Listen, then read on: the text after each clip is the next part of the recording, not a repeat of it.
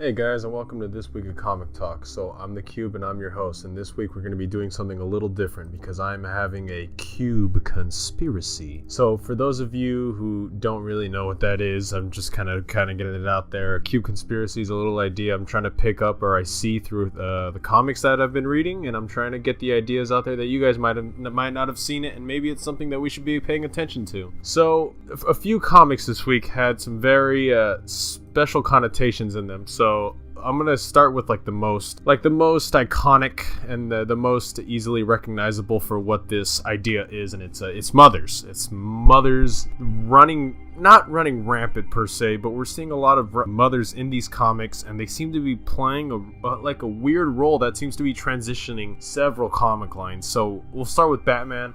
Written by King, art by Finch and Mixie and Belair. So if you read this comic, the newest Batman, it comes down to basically Bane and Batman fighting, and then we get flashbacks into their lives about how they were scarred children and how they desperately missed their mothers, and how throughout their entire lives they were basically talking to a mother and father figure that were never there, although they make it a point to say in this comic that is predominantly their mother. So it's a little weird. We see Bruce kind of growing up on his own, talking to himself and his mother.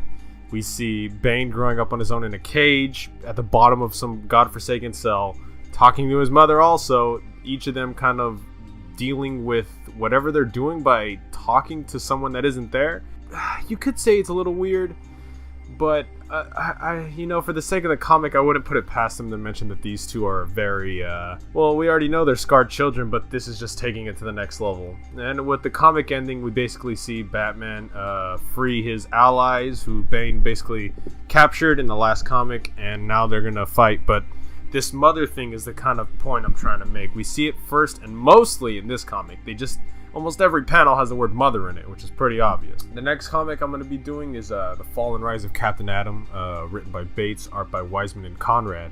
So for those of you who haven't been keeping up with this one, basically we see Captain Atom leaping through time because he can't get a control of his powers. He originally started, I think, about 2010. I'm probably getting that year wrong, and then he jumps back about 30 years, I want to say, or something like that. It's right around the time of a ship exploding, and they put it in the newspaper. It's a spaceship that had recently, or a satellite that had gone down, and it kind of testified to what year it was. Suffice to say, it's early on. So there's no heroes at the time, and the comic series basically follows Captain Atom as he's dealing with being in the past. He meets a woman and falls in love, but then his powers basically go nuclear again and send him forward in time to the year 2017, where he's now all red and he looks like a totally different dude, and he's basically dealing with this time leaping, his wife dying in between those years that he was gone. And then the comic ends with another mother reference. You find out that Captain Atom had a son through the woman that is now dead. So it's weird because this mother thing, I at first I thought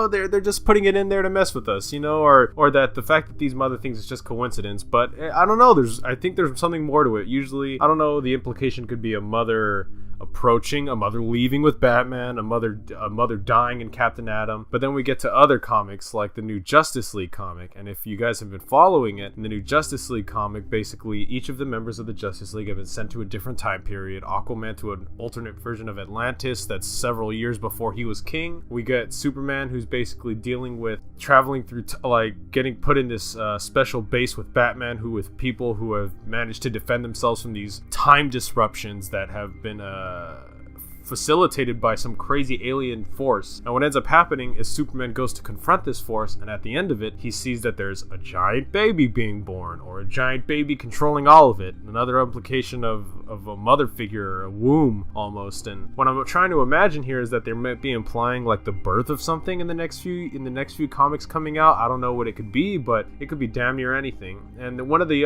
last places I noticed it in particular was Shade the Changing Girl. Now, I don't know how much this is related to the actual, alternate universes and stuff going on in the new DC lines and the Rebirth, but I noticed also in Shade the Changing Girl, the main character, she's basically fighting for control of a body of a teenage girl in high school. And what ends up happening is she's fighting for the spiritual control of the body, and she's using Rakshade's jacket to basically control madness and fight her back, fighting the spirit. And what ends up happening is she manages to defeat the spirit of the teenage girl, and it ends with a small bit of that spirit infecting the new Shade the Changing Girl, and basically making her pregnant. Yet again, another mother reference at the end of this comic. Now, I don't know if that has anything to do with the Rebirth line in particular, but it is interesting to see that this mother thing also transcends to other comics, if it is anything. And the last thing I noticed was one in particular that you may or may not take for a mother reference, but I could consider it like the birth of a character and the birth of a character with heavy implications to his mother. So in the New Green Lanterns, we see the birth of Volthoom, and basically what happens to him, how he travels through universes with the White Lantern, but before any of it happens, before he starts traveling universes with a White Lantern to take it to the Guardians, for they first develop the Green Lantern rings, we basically see him with his mother. She gives him the White Lantern thing, and then she dies. And when she dies, he immediately is sent with the White Lantern to these alternate dimensions. So we see a lot of like these heavy implications to mothers in this week's comics. I'm not really sure if that has anything to do with the process of a child being born, or maybe the referencing of a mother dying or a mother giving birth to a child. We see babies. Another thing in the Justice League comic as well. We see that Aquaman, when he lands in the Atlantis of the past, we see the Queen is pregnant with 2 children, and she makes it a point to say that they're both sons. So I don't know what implication that has on Atlantis, either at the time or for the future of it, but it's a little interesting to note that they point that out very directly, that the Queen of Atlantis at the time is pregnant with two boys. And lastly, one last thing I noticed was in the comic of Superman. So for those of you guys who don't know, Superman has a son, John, and a wife, obviously Lois Lane. And in this comic, basically some sort of figure disguised as Clark Kent approaches the family, and all of a sudden John, Superman's son, lights a flame with this eerie white flame and disappears from existence, and we don't know what happened. And I noticed that like the loss of a son and Lois being there, the caring mother losing a child, we're seeing a lot of now that one's a little less heavy implication into the mother thing, but I still nonetheless, it's the loss of a child